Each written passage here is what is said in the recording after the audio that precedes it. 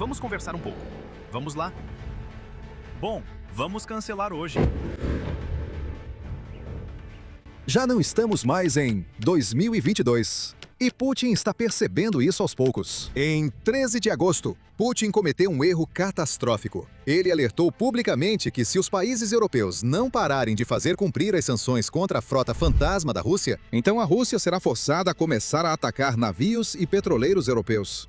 Mas veja, ele esqueceu de uma coisa. Os navios russos deixaram de responder à Rússia há muito tempo. No Mar Negro, é a Ucrânia que decide onde os navios russos podem existir ou não. E há um motivo pelo qual a frota russa do Mar Negro teve que fugir da Crimeia, abandonar Sebastopol e se esconder em Novorossiysk. E adivinha, nem isso foi longe o suficiente. A Ucrânia acabou de responder à ameaça de Putin. E a resposta deixou uma coisa dolorosamente clara para o Kremlin. A marinha russa já não é mais uma marinha de verdade. Uma das principais bases navais da Rússia está queimando diante do mundo. E os navios de guerra russos oficialmente não têm onde se esconder. E adivinha, no meio de tudo isso, recebemos um relatório de que J.D. Vance pessoalmente pegou o telefone e ligou para Kiev, com um pedido que ninguém esperava. E a resposta da Ucrânia surpreendeu ainda mais pessoas. Além disso, a Ucrânia agora está fazendo algo que não fez em toda esta guerra. Então vamos falar sobre tudo isso e muito mais no vídeo de hoje. Começando com a notícia mais importante. Como você pode ver no relatório na sua tela, países europeus, liderados especialmente pela Itália, agora começaram a realmente aplicar suas sanções. Recentemente, no início deste mês, uma força liderada pela Itália abordou um petroleiro russo para garantir que ele não estava violando nenhuma lei da União Europeia. Agora, esse não era exatamente um petroleiro russo, porque muitos navios usam bandeiras de conveniência, mas provavelmente estava transportando carga russa.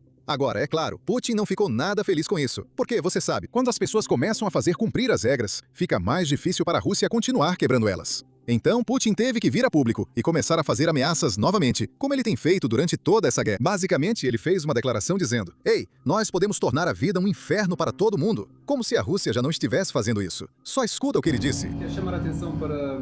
Gostaria de chamar a atenção para as decisões da União Europeia, que ocorreram há pouco tempo. Vemos que as autoridades de alguns países, em violação ao direito marítimo internacional, estão tentando limitar o movimento das embarcações dos nossos operadores econômicos, embarcações civis. Na verdade, e recentemente, eles tiveram a ideia de capturar nossos navios e vender a propriedade roubada. Claro, isso não passa de pirataria e roubo. E se isso começar a acontecer na prática, teremos que responder com medidas recíprocas. E não necessariamente nessas águas onde os ataques aos nossos navios estão sendo planejados. Então, é pirataria. Mas onde quer que nós mesmos consideremos necessário e apropriado fazê-lo. Então, é pirataria. Agora, Putin vai se arrepender dessas palavras muito em breve. Mas primeiro, é importante destacar que não foi só Putin que estava fazendo ameaças. Tínhamos outros oficiais russos, como o fantoche favorito do Putin, Medvedev, que estava fazendo as mesmas ameaças aos europeus. Veja o que ele disse. Aqui está o comentário que Medvedev fez. Aqui está a citação dele. Aqui está a frase.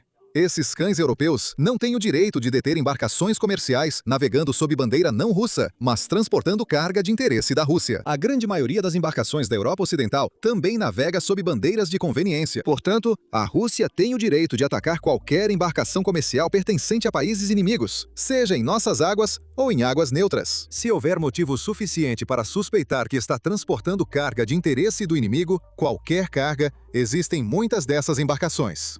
Agora essa última parte, ele vai se arrepender disso. Deixe-me mostrar o que ele diz. As Forças Armadas Russas são capazes de expandir dramaticamente suas operações além do Mar Negro. Agora, eu não sei se Medvedev é realmente burro ou se ele só está fingindo ser burro. Vocês me digam aí nos comentários. Mas tenho quase certeza de que ele sabe que não há navios de guerra russos ou navios da Marinha Russa no Mar Negro. Isso é por causa dos ataques ucranianos. E adivinha, isso não é algo que vem de algum youtuber pró-ucraniano aleatório. Isso é algo que os próprios oficiais russos confirmaram. Dá uma olhada nesse relatório e lembre-se, esse relatório é de 2024. Então, mais ou menos 2 anos atrás. Os ataques da Ucrânia forçaram a frota russa do Mar Negro a mover navios de guerra de Sebastopol para Novorossiysk. Isso é algo que um oficial russo confirmou para Reuters. Agora, é importante destacar o quão significativo isso foi quando aconteceu. A base de Sebastopol foi basicamente a base da frota russa do Mar Negro por décadas, desde a época da União Soviética. E a Rússia foi forçada a abrir mão disso por causa dos ataques ucranianos e dos drones ucranianos. E não vamos esquecer, o único motivo disso estar acontecendo é porque Putin iniciou a operação militar especial de 3 dias. Agora, depois de abrir mão de Sebastopol, a Marinha Russa se mudou para Novorossiysk, basicamente a centenas de milhas dessa área. Mas, infelizmente, como acabamos de saber há 2 dias, isso não foi longe o suficiente. Então, eu acho que a Marinha Russa está sem lar, está sem casa agora. Então, se vocês quiserem ajudar, talvez deixem algumas recomendações de para onde eles devem ir agora. Minha recomendação é no fundo do mar, mas duvido que eles aceitem. Mas, de qualquer forma, vamos dar uma olhada nesse ataque ucraniano. Agora, como vocês sabem, a Rússia gasta bilhões de dólares para espalhar sua propaganda. E nós fazemos o nosso melhor para combater isso o máximo que podemos. Mas nós realmente podemos contar com seu apoio. Então, se você ainda não se inscreveu, por favor, tire um segundo e aperte o botão de inscrever-se aqui embaixo. Isso realmente faz diferença. Agora, vamos ver o que a Ucrânia fez em Novorossiysk. Você está vendo todos esses drones voando da Ucrânia para a Rússia? Isso aconteceu no dia 11 de agosto. Preste atenção naquele grupo lá embaixo, no sul. Aqueles são os drones que estão indo em direção à frota do Mar Negro e à base naval que fica naquela cidade. E foi assim que ficou no local, quando esse ataque realmente aconteceu. Aqui temos um russo percebendo lentamente diante das câmeras o que está acontecendo. Inicialmente, ele acha que está vendo apenas um OVNI, e então rapidamente percebe: droga, dá uma olhada. O que é esse OVNI? Yato. Sim. Agora, a Rússia tentou tanto impedir esse ataque que o céu noturno desta cidade estava brilhando como fogos de artifício, ou como se fosse de manhã. Infelizmente, não funcionou. E vamos falar sobre os danos que esse ataque causou. Mas antes disso, quero mostrar como o céu estava enquanto as defesas aéreas russas estavam em ação. Eles estavam simplesmente atirando, disparando contra tudo e todos. Dá uma olhada.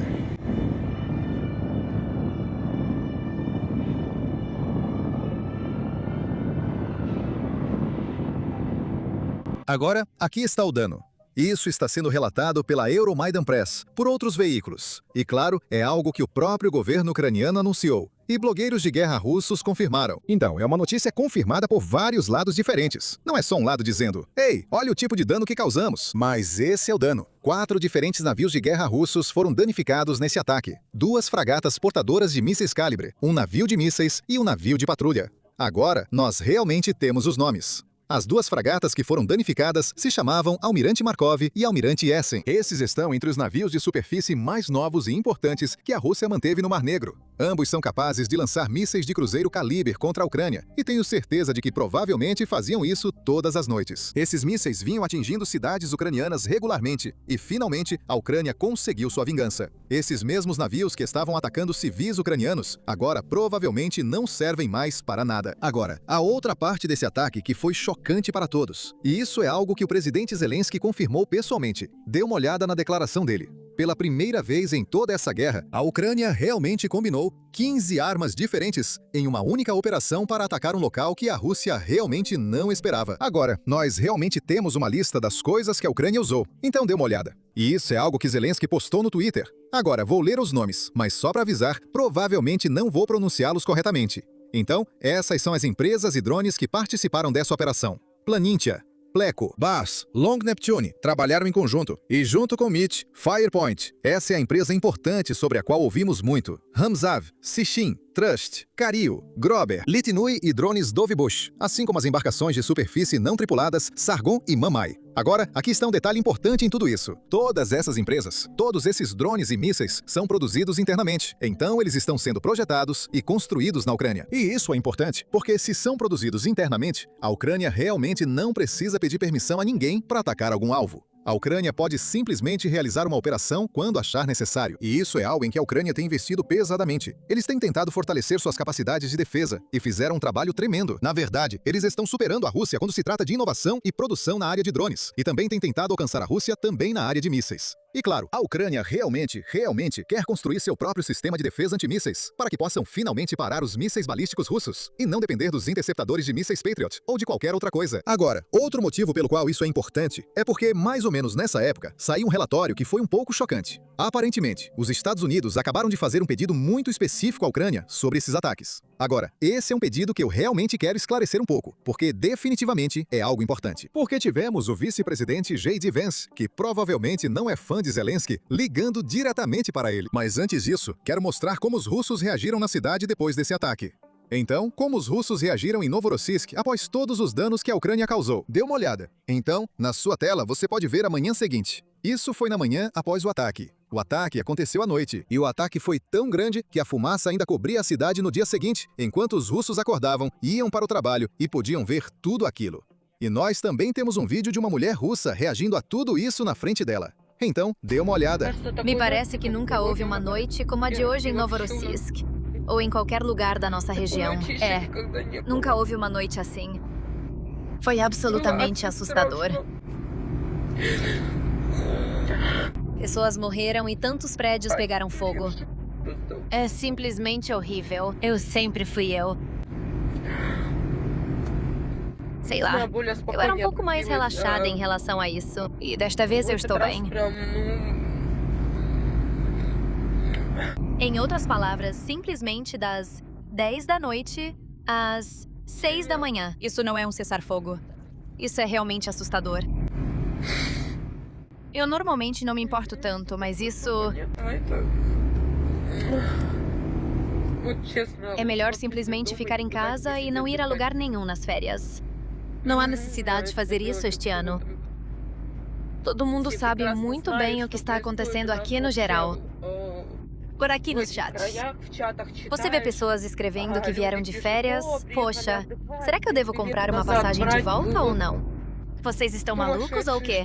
Por que vocês estão indo para algum lugar, afinal?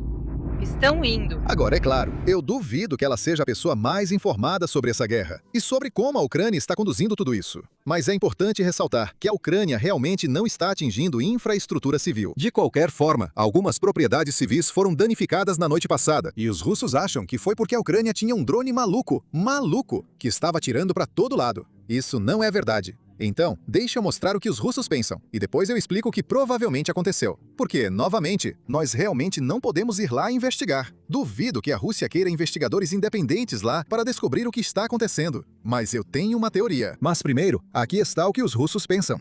Existem várias teorias diferentes, mas essas são as duas mais malucas. Primeiro, temos russos dizendo que alguns drones ucranianos estavam equipados com tubarões com lasers presos na cabeça, que atiravam indiscriminadamente na cidade. Durante o ataque a Novorossiysk, alguns drones ucranianos estavam equipados com metralhadoras pesadas, que atiraram indiscriminadamente na cidade. Uma cooperativa de garagens, carros e prédios residenciais foram danificados. Agora, não estou negando que uma garagem e um prédio foram danificados. O que estou dizendo é que provavelmente não foi a Ucrânia. E duvido que a Ucrânia sequer tenha um drone com um tubarão na frente disparando lasers. Para que eles usariam isso? Mas, de qualquer forma, acho que tem uma teoria sobre o que foi. Você viu aquelas defesas aéreas russas atirando para todos os lados para derrubar drones ucranianos? Pois é, adivinha só. Essas balas precisam cair em algum lugar, em algum momento. E eu imagino que essas balas foram a razão dos danos causados aos carros russos. E, claro, a prédios civis, tudo isso. Mesmo assim, os russos têm teorias malucas sobre o que aconteceu. Enfim, vamos falar daquela ligação chocante que veio a público neste fim de semana. O vice-presidente J.D. Vance ligou pessoalmente para o presidente ucraniano Zelensky e fez um pedido. O pedido foi para evitar atingir petroleiros e evitar atacar infraestrutura que não pertence à Rússia. E isso está realmente relacionado aos ataques ucranianos no Mar Negro.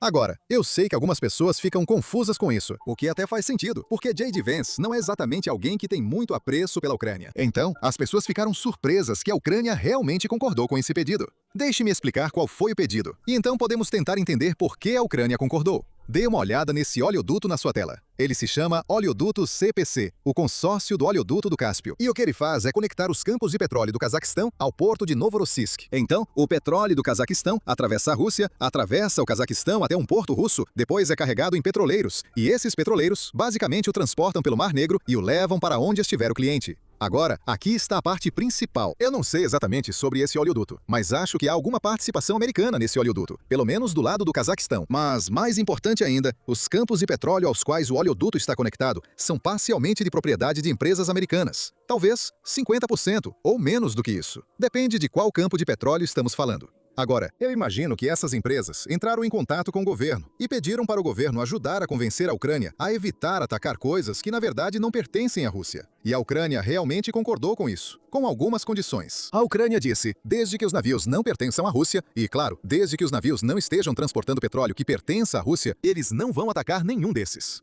E além de tudo isso, a Ucrânia também concordou em não atingir o oleoduto, porque o Cazaquistão e, claro, empresas americanas se beneficiam muito mais do oleoduto do que a Rússia. Isso não quer dizer que a Rússia não se beneficie, porque pense bem, se há um oleoduto passando pelo seu território, você provavelmente está cobrando algum tipo de taxa. Então a Rússia provavelmente está ganhando algum dinheiro. Provavelmente não tanto quanto se estivesse vendendo seu próprio petróleo, mas a Rússia provavelmente está ganhando dinheiro, assim como outros países. Então, a Ucrânia concordou em não atacar isso, pelo menos por enquanto. Mas eu sinto que, se no inverno a Rússia começar a atacar a infraestrutura de energia da Ucrânia, deveria ser alvo legítimo, especialmente se for sobre território russo. Mas mesmo assim, esse relatório foi chocante até para mim, porque você realmente não pensaria que J.D. Vance e Zelensky estariam tendo uma boa conversa. Aliás, é importante destacar que no início deste mês, ou no mês passado, quando Zelensky visitou o Salão Oval, se você olhar todas aquelas fotos, J.D. Vance realmente não estava no escritório ou na reunião, e aquela reunião foi muito boa. Então isso te diz algo sobre por que o primeiro encontro não foi bom e quem começou a briga. Mas vamos continuar com a história. Porque naquela mesma noite, drones ucranianos também foram para outros lugares e começaram a atingir refinarias russas. E isso significa que as filas por combustível voltaram na Rússia. Agora, antes de falarmos sobre essa história, eu tenho alguns memes para compartilhar com vocês. E como vocês sabem, a regra é bem simples. Se você gostar dos memes, aperte o botão de se inscrever aqui embaixo. Isso nos ajuda muito. Se você já é inscrito, é só apertar o botão de curtir. Então vamos lá. O primeiro meme que temos é justamente sobre a história que acabamos de falar. E o meme é assim, Vance ligando para Zelensky dizendo: "Ei, pare de explodir os navios-tanque." Zelensky concorda. E então, ele explode o porto. Assim, nenhum petróleo é carregado no navio-tanque. É só um meme, pessoal. Não é verdade. A Ucrânia, na verdade, atacou a base naval, não o porto civil. Distinção importante que eu gostaria de destacar. Eu sei que isso estraga a piada, mas enfim, aqui temos o segundo meme, que é de um restaurante ucraniano, ou de algum lugar na Ucrânia. Diz o seguinte: em caso de ataque de míssil, vá para debaixo deste mictório. Ninguém conseguiu acertar até agora. Acho que os caras vão entender. É uma piada nojenta, mas infelizmente é verdade. E o último é um pouco longo, mas é uma boa história. É uma conversa entre Stalin e Putin. Primeiro, Stalin diz: "Camarada Putin, por que você invadiu a Ucrânia?" Putin responde: "Porque a Ucrânia não existe." Sério? Sim, foi o Lenin que inventou. Então você invadiu um país que não existe. Ucranianos e russos são um só povo. Então ucranianos não existem, correto? Quem mora na Ucrânia então? Russos? Então por que você invadiu russos para desnazificar a Ucrânia? Desnazificar de quem? Ucranianos. Mas ucranianos não existem. Estávamos protegendo falantes de russo. De quem? Nazistas. Mas você disse que todo mundo lá é russo. Então, os nazistas são russos. Putin simplesmente não responde. Tudo bem. Contra quem a Rússia tem lutado todos esses anos? OTAN. A Ucrânia está na OTAN? Não. Então, como você está lutando contra a OTAN? A OTAN luta contra nós através dos ucranianos. Os ucranianos que não existem? É nesse momento que Stalin faz uma longa pausa e diz: "Nem eu conseguiria inventar isso." Isso basicamente explica o quão insano é o argumento russo para invadir a Ucrânia. Agora, este último clipe é chocante e também é uma propaganda gratuita de um restaurante, que vocês talvez não esperassem neste canal. Mas o restaurante tem uma decoração legal. Esse restaurante fica na Geórgia, e em um lugar que eu imagino que russos visitam bastante, mas eles ficaram realmente chocados ao ver do que se trata esse restaurante. Então, dá uma olhada nesse clipe. Dizem que esse lugar tem o melhor quincale da região. Vamos descobrir. Olha só o que está escrito bem aqui. Paramos em um café à beira da estrada na Geórgia, e há placas por toda parte dizendo que 20% da Geórgia está ocupada pela Rússia. Wi-Fi. Abecásia é Geórgia. Sanders, Ossétia é Geórgia. Mas essa nem é a parte mais estranha. Aqui, quero dizer, dá pra ver quem é. Ele até se parece um pouco com Putin. Então você entra no banheiro. Sinceramente, isso é simplesmente loucura. Ao entrar no nosso restaurante, você concorda que Putin é um criminoso de guerra e respeita a integridade territorial da Geórgia, Ucrânia e Moldávia. Por onde a Rússia passa, ela traz morte e lágrimas. Me avise nos comentários. Sinceramente, Não sei o que pensar sobre isso. Então, como mencionei antes, os memes. A Ucrânia reiniciou sua campanha do que eu gosto de chamar de sanções de longo alcance contra as refinarias russas. A mais recente é esta aqui, a refinaria de Orsk. Essa refinaria fica a cerca de 1.400 quilômetros das linhas de frente. Acho que isso dá mais ou menos 900 milhas. E ela tem uma capacidade de processamento de 6 milhões de toneladas de petróleo bruto por ano. O dano que você está vendo na sua tela é tão grande que o governador da região teve que vir a público e basicamente declarar estado de emergência. Foi isso que ele disse. O governador da região de Orburg, na Rússia, disse que a refinaria de petróleo de Orsk ficará fora de operação por cerca de 6 meses após o ataque ucraniano. Ele disse que os equipamentos principais danificados eram importados e que substituí-los sob sanções internacionais vai levar um tempo considerável. Os moradores foram orientados a se preparar para o pior cenário possível. Desde ontem, o Oblast de Orenberg impôs restrições rigorosas ao combustível, incluindo um limite por cliente e a proibição de encher galões, e dias pares e ímpares de abastecimento, com base nos números de registro dos veículos. É a isso que chegou o segundo exército mais forte do mundo. E mais importante ainda, este é um país que possui as segundas maiores reservas comprovadas de petróleo. E agora, precisa implementar o que se chama de racionamento de combustível. O inverno está realmente chegando para a Rússia. Agora, é claro, não são apenas as refinarias que a Ucrânia está atacando. Apenas 2 dias atrás, eles também destruíram outro depósito da Wildberries. Dê uma olhada neste vídeo. Drones ucranianos eliminaram um dos maiores depósitos da Wildberries, uma instalação com 150 metros quadrados. E veja como ficou enquanto estava pegando fogo. Agora, aqui temos o bingo da Wildberries que muitas pessoas estão jogando online. E eu quero destacar algo interessante aqui. Quando começamos a jogar esse bingo, digamos 2 semanas atrás, talvez 4 semanas atrás, nós costumávamos olhar apenas para os 10 maiores depósitos da Wildberries. E então os ataques ucranianos continuaram. Então, começamos a olhar para os 20 maiores. E agora isso já se estendeu até os 30 maiores. O bingo só fica cada vez maior porque a Ucrânia continua atingindo cada vez mais coisas. Agora, dos 20 maiores, eu contei que 18 deles foram atingidos. E 17 deles foram basicamente destruídos. Talvez 15, dependendo de como você conta. Mas o dano é bem grande. Muitos desses depósitos, eles teriam basicamente que reconstruir tudo. E não vamos esquecer, o que está dentro também está se perdendo. E isso está criando mais problemas para o público russo, ou seja, para o governo russo também. Agora, enquanto tudo isso está acontecendo, Putin também está se preparando para a mobilização, e alguns russos já estão recebendo suas convocações. E é assim que eles estão reagindo. Aqui temos um homem russo basicamente recebendo sua convocação militar e postando online mostrando sua reação, tentando descobrir o que pode fazer. Talvez ele devesse simplesmente deixar o país. Dê uma olhada. Isso é uma loucura do caramba. Recebi uma convocação para a mobilização hoje. Tenho 38 anos. Hoje, abri o Gosluji. Verifiquei minhas notificações. Abri e lá estava. Por favor, compareça ao junta de alistamento militar até tal data. Se você não comparecer, enfrentará sanções como proibição de ações de registro, suspensão da sua carteira de motorista, proibição de viagens e assim por diante. Hoje, acho que me restam cerca de 6 dias para ir ao junta de alistamento. Vou anexar a convocação para que você possa dar uma olhada. Agora, a principal pergunta é, por que isso? Quem precisa disso? E talvez alguém já tenha recebido uma convocação como essa. Admita. Por favor, compartilhe o que me espera a seguir. Agora quero mostrar para vocês outra história sobre convocações militares que estão sendo enviadas na Rússia. E essa é uma história triste sobre como o povo russo e o povo ucraniano são tão conectados. Temos famílias com pessoas vivendo dos dois lados e apoiando lados diferentes. Então é inesperado, único. Eu não sei qual adjetivo é o mais adequado, mas dê uma olhada nessa história. É realmente chocante. Minha prima de Moscou ligou pela primeira vez em muito tempo, nos acusando de não querer fazer concessões. O motivo da ligação? O marido dela recebeu uma convocação. Então, eles foram juntos, por precaução. Enquanto eles estavam sentados na fila, as garotas que passaram pelo exame médico não voltaram. Foram mobilizadas, e o marido dela conseguiu escapar temporariamente porque trouxe um atestado sobre a filha com deficiência. Mas disseram para ele que o autismo da filha não garante adiamento total, e que vão mandá-lo para algum lugar para treinamento em 2 semanas. Isso, apesar de ambos terem passaportes ucranianos. Eles vivem em Moscou desde 2011. Ela disse que 70% dos que vão ao junta de alistamento militar não voltam. E todos os gemidos e lamentos de mães e esposas foram interrompidos de forma brusca pelos policiais. Então, essa é a realidade. Definitivamente uma história chocante, considerando como as pessoas estão relacionadas dos dois lados. Mas além disso, a mobilização ainda não aconteceu. A grande mobilização provavelmente vai acontecer depois da eleição que acontece em setembro.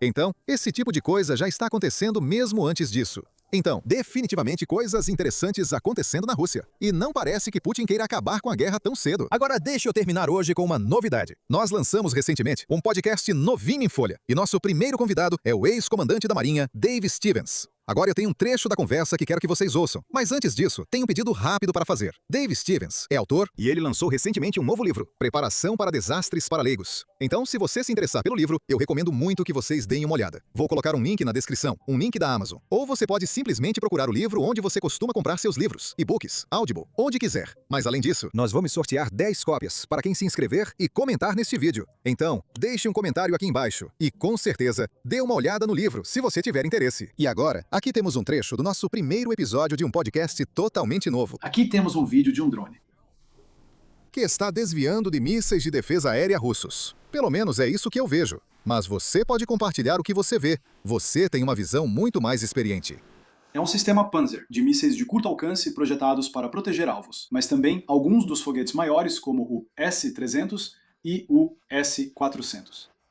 Isso é bem louco. Você pode ver que o drone realmente fez uma curva, mas ele acabou voando através da trilha de condensação. Estes são espoletas de proximidade, então deveria ter detonado e fragmentado o alvo ao passar. Na segunda vez, chegou perto o suficiente para que deveria ter conseguido fragmentar o alvo. Eu não sei se o espoleta de proximidade não está funcionando. Agora, esses são mísseis guiados por comando, ou seja, o radar está guiando a partir do local do radar. Não há orientação terminal, nem sensor de calor. Então, uma vez que está no ar, ele precisa ser guiado até o alvo. E esses são mísseis terríveis. No começo, achei que esses poderiam ser os novos Panzer, que tem esses novos mini-mísseis. Em vez de 12 de 2 estágios, você pode colocar 48 desses carinhas, feitos especificamente para drones. Mas eles têm um alcance máximo de 4 milhas, contra 20, e acho que eles estavam longe demais. Então esses são mísseis normais que deveriam ser capazes de atingir um drone. Estou sem palavras. Exceto por um erro enorme do operador, ou os mísseis realmente estão com defeito, falhando em guiar, em seguir comandos ou em acionar a espoleta. E a ogiva é a mesma de um AIM-9 Sidewinder que nós carregávamos. É o que eles chamam de ogiva de haste expansiva. Quando ela explode, essas hastes basicamente formam um grande círculo expansivo para cortar aeronaves ou drones, além dos estilhaços da explosão. Então, a espoleta de proximidade deveria ter disparado, especialmente naquele em que ele voa através do rastro de condensação. Então, manobrar provavelmente ajuda, mas os mísseis estão defeituosos. Isso é loucura. Isso é um problema comum. A Rússia enfrenta muito isso. Você se pergunta se eles estão produzindo rápido demais, e as fábricas não estão construindo direito. Isso foi perto demais. Aquilo deveria ter derrubado o drone facilmente. Especialmente com 3 mísseis. E não estamos em interferência terrestre. Estamos no oceano. Então deveria ser um alvo de radar bem fácil. Ou pelo menos deveria ser. Bem-vindos ao novo podcast, pessoal. Hoje temos o ex-comandante da Marinha dos Estados Unidos, David Stevens. Ele também foi oficial de operações de ataque no Golfo Pérsico. E agora é autor. Bem-vindo ao podcast, David. Muito obrigado, Sam. Agradeço. Então, quero começar com o que acabamos de conversar. Como você passa de ser um planejador de ataques pilotando um F-18 para escrever um livro sobre preparação para desastres? Essa é uma boa pergunta. A primeira metade da minha carreira consistiu basicamente em planejar e executar desastres. E eu tenho muito orgulho do meu serviço. Tive uma carreira muito boa, mas pensei que, na segunda metade, seria interessante talvez trabalhar para prevenir alguns desastres globais, ou pelo menos nos preparar para eles. No processo que eu fiz inicialmente, não tinha nada a ver com o primeiro livro, Preparação para Desastres para Leigos. Era tudo sobre criar uma trilogia de techno-thriller, mas baseada na realidade, em ameaças reais. E para determinar quais eram essas ameaças, eu criei um conselho consultivo de especialistas de verdade. E ele era composto por alguns astronautas, astrofísicos, meteorologistas, um agente da CIA, um agente do Mossad, um almirante responsável pelo desenvolvimento de sistemas de armas. E eu usei a inteligência deles para descobrir quais seriam os 7 principais, foi isso que chegamos, os 7 principais, potencialmente apocalípticos, mas definitivamente desastres globais. E nós os classificamos. Nós os classificamos com base nas consequências e na probabilidade. Então foi isso. Eu consegui publicar isso. O livro foi muito bem. Agora estamos tentando transformá-lo em uma série de TV. Mas o que aconteceu depois disso foi que meu agente literário começou a me pressionar para escrever um livro de não ficção. Eu não tinha intenção de fazer um livro de preparação para desastres para leigos, mas ele me convenceu. E foi muito divertido, já que nós já tínhamos o conhecimento acumulado do Conselho Consultivo. Então foi assim que aconteceu. Isso faz sentido. Então parece que é um livro muito... Talvez eu esteja enganado. É como um livro acadêmico. Uma pessoa comum conseguiria ler e ainda achar útil? Talvez você possa falar um pouco sobre como ele é estruturado. Bem, vamos lembrar que a última palavra do título é... Ah, é verdade. Então, obviamente, esses são livros que são feitos para pessoas. Existe toda uma comunidade sobrevivencialista por aí. Esses são meio que os profissionais. Mas muita gente agora, e eu não quero te entediar com todos os detalhes. Sim. Acho que na última vez que contei, 13 milhões de americanos se identificaram como sobrevivencialistas, ou pelo menos fazem algum tipo de preparação. Com isso, há muitas pessoas que nunca tiveram contato com nada disso e aprender o básico sobre o que você pode fazer. Independentemente de onde você mora, seja em um apartamento na cidade de Nova York ou no interior da Austrália, independentemente de quantos recursos você tem, existem coisas que todos podem fazer para se preparar para qualquer situação. Desde um simples apagão, uma tempestade, até algo mais apocalíptico, como uma doença viral, guerra nuclear, etc. Perfeito. E eu sei que vamos mostrar o livro na tela também, para que as pessoas possam encontrá-lo na Amazon ou em qualquer outro lugar onde comprem livros. E mais tarde no vídeo, vamos sortear o livro, então as pessoas têm um motivo para ficar até o final. Agora, eu queria falar sobre aquela história que você me contou, em que você era o oficial de operações de ataque quando começou a Guerra do Golfo, certo? A primeira Guerra do Golfo? Isso. Então talvez você possa compartilhar essa história com todo mundo e contar sobre a sua experiência. Eu era um oficial de Estado-Maior. Era uma função que não envolvia voar, e você costuma ter essas funções administrativas entre as missões. Eu fui designado para o comando das forças do Oriente Médio. Era um contra-almirante de 2 estrelas que estava no navio Capitânia USS. La Salle ficava basicamente atracado no cais no Bahrein a maior parte do tempo. Então esse era a nossa base avançada. Durante esse período, eu me lembro que estávamos, e eu não vou entrar em todos os detalhes, mas estávamos. Na verdade, estávamos escoltando petroleiros do Kuwait da base deles para fora do Golfo Pérsico, com navios de guerra da Marinha para protegê-los de ataques iranianos. Meio que um déjà vu. Isso acontece há muito tempo. Então, havia um cavaleiro lá, um cara chamado Mike, que foi designado, ele era um oficial da Marinha, ele foi designado para a embaixada do Kuwait. E ele era apenas um coordenador, ele era como o responsável pelos horários. Ele coordenava os navios da Marinha para se encontrarem com os petroleiros e saírem para o Golfo. Bem, o Iraque vinha fazendo muita demonstração de força, muitas ameaças. E nós sabíamos disso. Mas não havia nenhuma evidência direta de que algo fosse acontecer. Era basicamente uma tentativa de assustar os kuwaitianos para que se submetessem. Bem, uma noite, provavelmente era meia-noite, recebi uma ligação do Mike e ele disse, sabe, vimos muitos, movimentos de tropas do Kuwait na rua. E estamos meio curiosos. Vocês ouviram alguma coisa? Claro, eu liguei para eles. Temos um departamento de inteligência enorme, como você pode imaginar, e um navio Capitânia. Inteligência militar, CIA, etc. E eu liguei para lá e eles disseram, sim, nós olhamos as imagens de satélite, acho que achamos que é só uma demonstração de força. Então eu disse para ele, agora estamos conversando por um telefone via satélite criptografado, então é seguro. E ele está no complexo da embaixada.